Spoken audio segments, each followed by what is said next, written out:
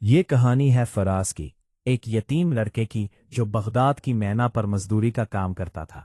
جب وہ چھوٹا تھا تبھی اس کے والدین انتقال کر گئے تھے۔ اب وہ اکیلا تھا۔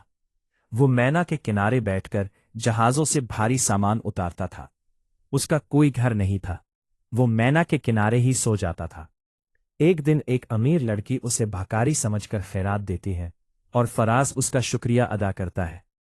لیکن بازار کے کچھ تاجروں کو لگتا ہے کہ اس لڑکی کا فراز کے ساتھ کوئی ناجائز تعلق ہے۔ وہ تاجر لڑکی کے باپ کے پاس جا کر شکایت کرتے ہیں۔ یہ سن کر لڑکی کا باپ غصے میں آ جاتا ہے، فراز کو اغوا کروا لیتا ہے اور اپنی بیٹی کو کمرے میں بند کر دیتا ہے۔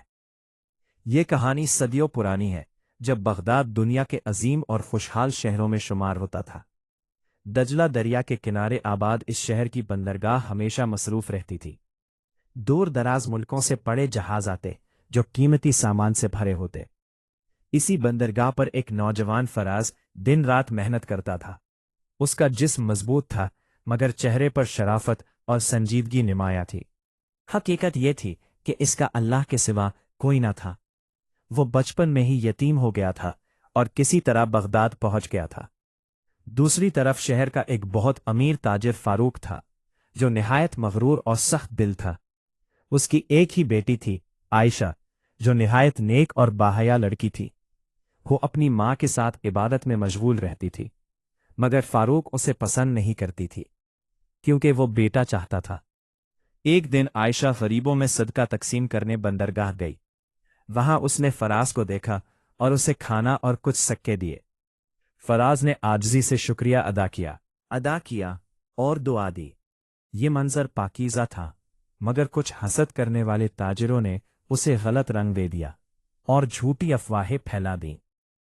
یہ بات فاروق تک پہنچی تو وہ غصے سے پاگل ہو گیا۔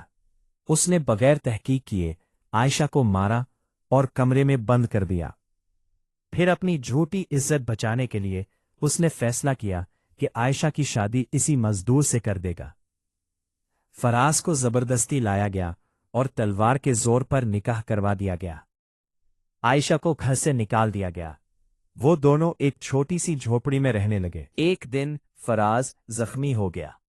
عائشہ نے اس کی خدمت کی اور ان دونوں کے درمیان محبت اور سمجھ بوجھ پیدا ہو گئی۔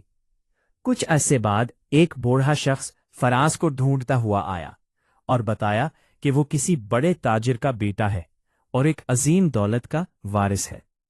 فراز اور عائشہ اس کے ساتھ اپنے اصل شہر چلے گئے، جہاں وہ بہت امیر اور کامیاب ہو گئے۔